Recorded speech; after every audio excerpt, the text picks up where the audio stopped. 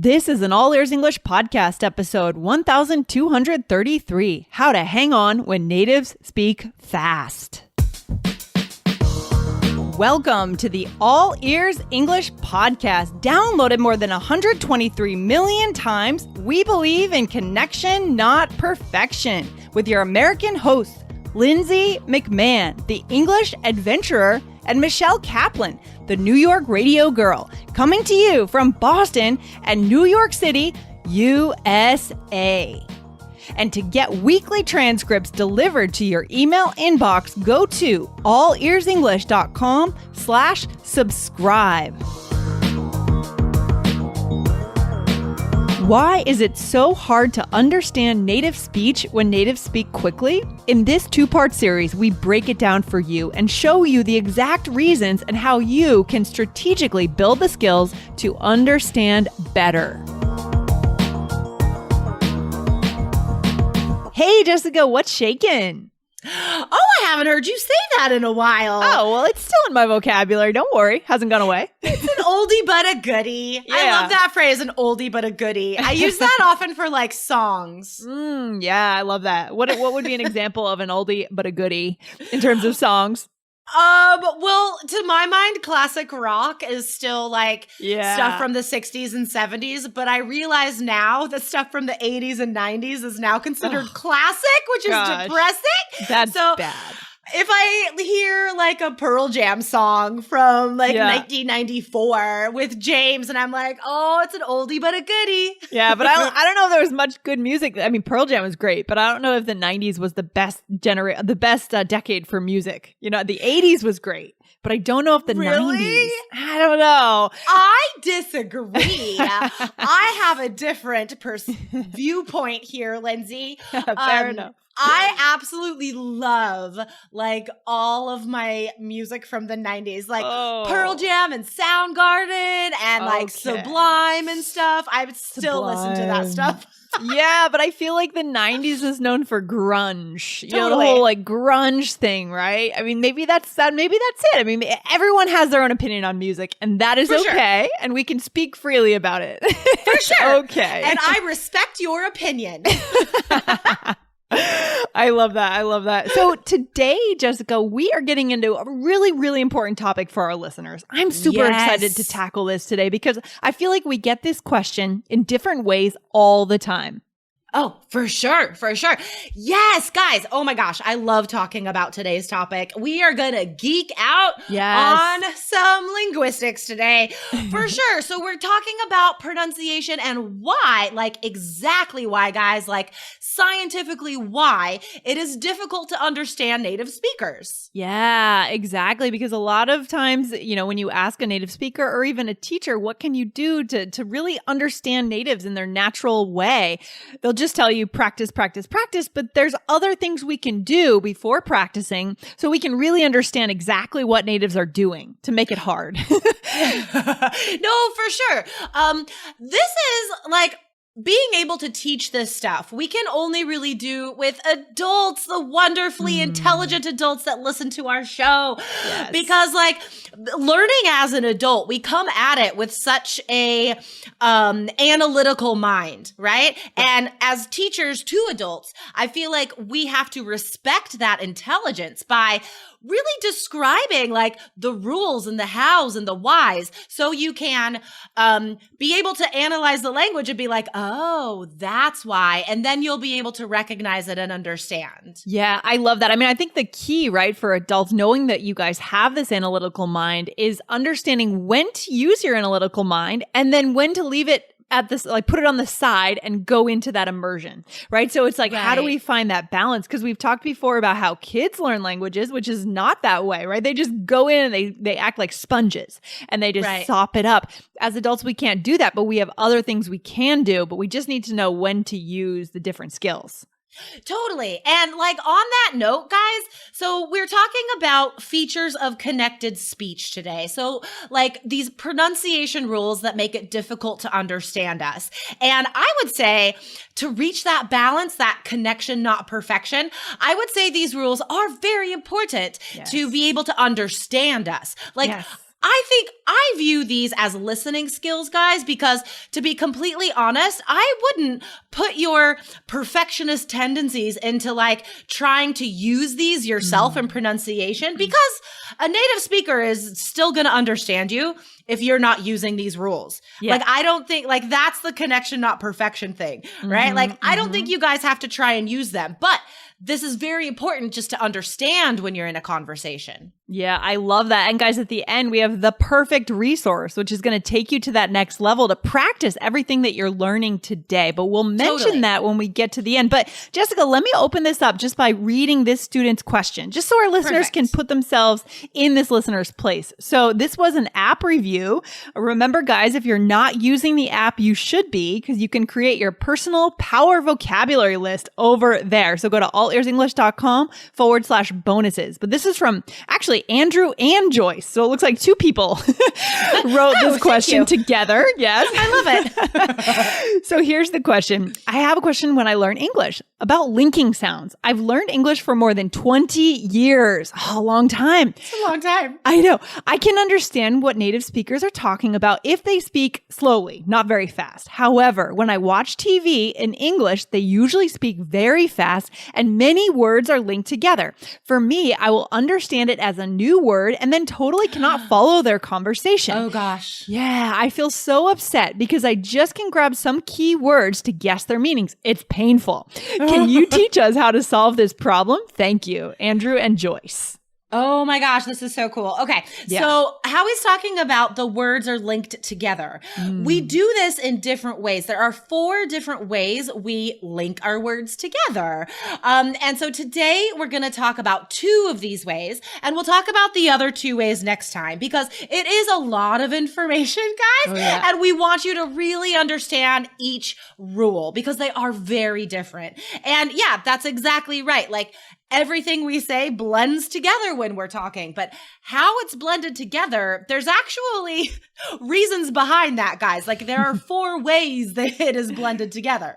Yes, I love it. This is great. I feel like this would be really hard to find anywhere else, this exact information. So let's dive into it, Jessica. So what is the first, so what are we going to call this today? I mean, what exactly are natives doing when it's, it seems like they're linking everything together? What is that called? So it's called connected speech. Like, that's it's a very literal, and that is the linguistic term for it. So these rules we're talking about are features of connected speech. That's what they're called. So the first one, which I really like, it's called assimilation. Like, it sounds so fancy. All that means, guys, is change. That's it. So sometimes we change the sound of a word into something else. And this is probably the one that causes the most confusion, I would say, because like, you know how to spell it, you know how to say it and pronounce it, but then you hear it and it's not the same. It's totally different. So, and the motivation for this and the other rules is because we're lazy as native speakers, and anybody is in their first language. So the reason this first one, assimilation, the reason why we change certain sounds is because if you have 2 sounds next to each other, okay? We'll take, for example, the phrase 10 boys. So you have an N at the end of the first word and a B at the beginning of the first, at the no, you were beginning right. of the second word. Second word. Oh my gosh. So the N and the B, those are pronounced very far apart in your mouth. Right. And we don't have time for that. We don't have time to be like 10 boys. So instead, we change the N to an M. And it becomes 10 boys. That is so crazy, right? And the reason we do that is because it's just more accessible in terms of placement of the tongue, right? In our mouth, it just makes it's an easier jump to go from M to B than it is to go from N to B. Wow. Exactly. Yeah, because the M and the B, they're both with the mouth, right? So that's super easy.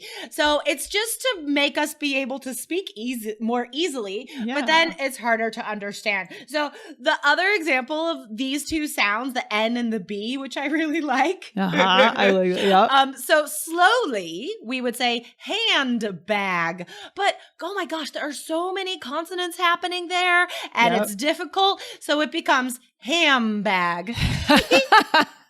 Which is so weird because we don't have bags of ham. We have bags that we hold in our hand. But that's just what we do, guys. That's how we do it. And another example, when we would say the phrase, how you doing, right? Instead of saying how ya doing, we would say, how you doing? How you doing? So we don't close our mouth completely with that how, right? Yeah, well, the you I think is the biggest change, the biggest assimilation there. Oh, because I think the W and the ya, it's like how ya, but it becomes linked together for sure. Yeah. But then instead of saying you, because to do that ooh sound, your whole mouth has to change. Your lips have to really pucker. So instead of the ooh, we're just like Yeah, how ya, yeah. But do you say how you doing or how you doing? How you doing? Do you hear the difference? You know what I mean? So how you doing or how you doing? Kind of like you say open at the end instead of closing up to the how. Well, that's the way I say it. That's true. So this actually shows the second rule we're going to teach as well, elision. This phrase shows both really well. Yeah. So assimilation is when something changes. It's still there, but it's different. And the second one, elision, is when that sound completely disappears. So in how you doing, so much is happening there. Yeah. So the W disappears. And we're just like, how ya? How you doing? Yeah, so we'll get into elision a little bit further into the episode, right, Jessica? But let's give them a few more examples of the assimilation. So one of my favorite assimilation examples involves this sound called the glottal stop. I love being able to use linguistic terms again. Yeah. This is so fun. So the glottal stop is most noticeable in British English, actually, right? Like Americans don't have it as much. So instead of saying bottle, the t for an American becomes a duh. So it changes, right? Bottle. So it changes to a D. But then for some British accents, it becomes a glottal stop, which is like bottle. Yeah. Oh, and I hate the way that sounds. This whole the word glottal, I hate it. I hate the way that sounds on my tongue, just saying it, to be honest. It does sound gross. I totally agree. It's disgusting. I completely agree. That's so funny. Yeah. That's really weird how that word can have such like gross connotations. It's like just the weird. Sound. It's weird. Another one that students ask me about a lot is when we have the T and the A and the N, or a vowel. The T and a vowel and an N at the end of a word. For example, right? So words like Manhattan or button, those words are hard to understand and hard to hear. Yes, it becomes like a nasal sound, right? So we don't say like Manhattan. It's like Manhattan. Yeah. And I think that one is pretty uniquely American. Like I don't know. Do you hear British people pronounce that differently?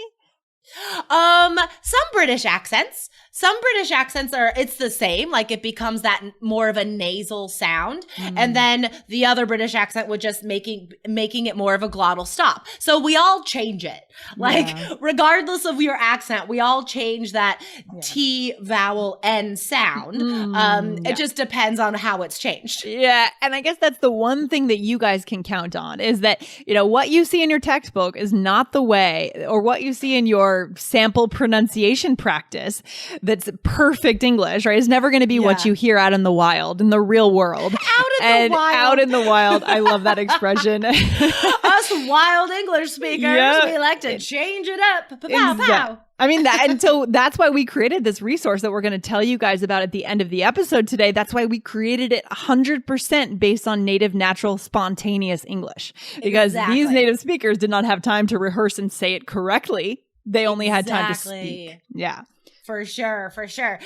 We are really helping you guys in real ways. It's not just like little lessons in a textbook and a CD or whatever. Right. So the second rule, guys, we've mentioned this, the elision. So this is when sounds completely disappear. They're not replaced by anything. They're just gone. So this can happen in the middle of just like one word, not even between two words like we normally think of linking. So the word sandwich. We don't say all those sounds. That's too many consonants. So that D just totally disappears and we just say sandwich. Yeah, I love that. I love that. Sandwich, right? Sandwich. I say that too. It's so good. And what about when we have an and in between two words, like fish and chips, right? Instead of saying fish and chips, we say fish and chips. I mean, even some restaurants probably write just the N, right? Fish and chips.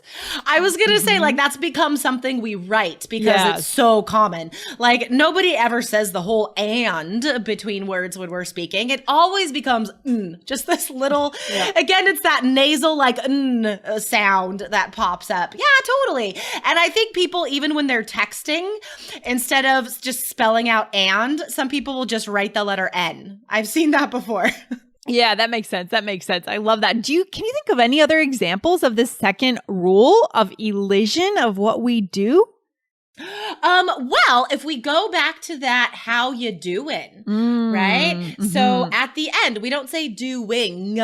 And this is like, it's so common. We just think of it as slang, like it is a word, D-O-I-N, but it's actually an example of elision because that G completely disappears. Yeah, I love that. I love that. And I feel like our listeners, guys, this is probably one of the easier ones to recognize, but you should be looking for it. I mean, you really should be looking for it. How you doing? Instead of how. We just don't have time to say doing. We have so much to do, you know? We're so busy. We can't say all the sounds. So guys, like, how can you practice this? So here's a great idea, guys, with transcripts of real people talking. Yes. And add to that actual lessons about these people talking. So in the Connected Communicator, guys, we actually outline some of these rules. We teach you these rules, and then you hear them and find them and listen for them in interviews with real native speakers.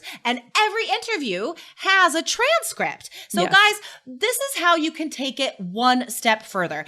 This is the first step. You have the knowledge. Great. Now, what do you do with it? You have to use it and cement it somehow. So the best thing to do is, as you're listening to these native speakers in our course, read the transcript at the same time and actually circle when you hear this, right? So let's say I want to focus on assimilation today. So I am going to look and listen for examples of this and highlight it. And if you do want to try and sound like that, why not? If you want to really sound native, right? You can totally try and get this.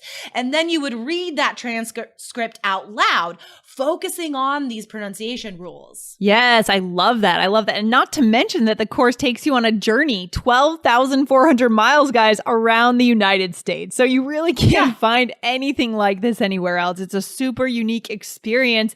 And we also go into deeper topics. You know, if you're not only worried about your listening skills, but also your vocabulary, we show you how to talk about more interesting topics. You're not just going to be talking about the weather or ordering in a restaurant. It's time to go way beyond that. You guys can do much better than that. Exactly. I was just talking to one of our Connected Communicator students this morning, and she lives in America and she's studied here. She's been here for 5 years. And she was saying how amazing this course is for her because now she feels like she can dive into these deeper topics. This stuff gun control and, all of this stuff we talk about, immigration, racism. Now she feels like she has the ideas, the material, the confidence to be able to have those conversations. I love that. I love that. That is what this course can do for you guys. So guys, tune in for next week for the next lesson on these connected speech patterns, but go and check out this course. Go to allearsenglish.com/connection and get yourself in there to really get started on building these skills, truly building them, not just dipping into the information with a quick podcast, but really getting these skills. Yeah. Oh, awesome. It's so amazing. Guys, Lindsay and I could not be prouder of this course. Yeah. It's awesome. It's our masterpiece for sure. Totally. All right, guys. All right, Jessica, thanks for hanging out today, and I'll see you back on the show next week. All right. Sounds good. All Bye, right. Lindsay. Take care. Bye. Thanks for listening to All Ears English. If you are taking IELTS this year, get your estimated band score with our 2-minute quiz. Go to allearsenglish.com/myscore. And if you believe in connection, not perfection, then hit subscribe now to make sure you don't miss anything. See you next time.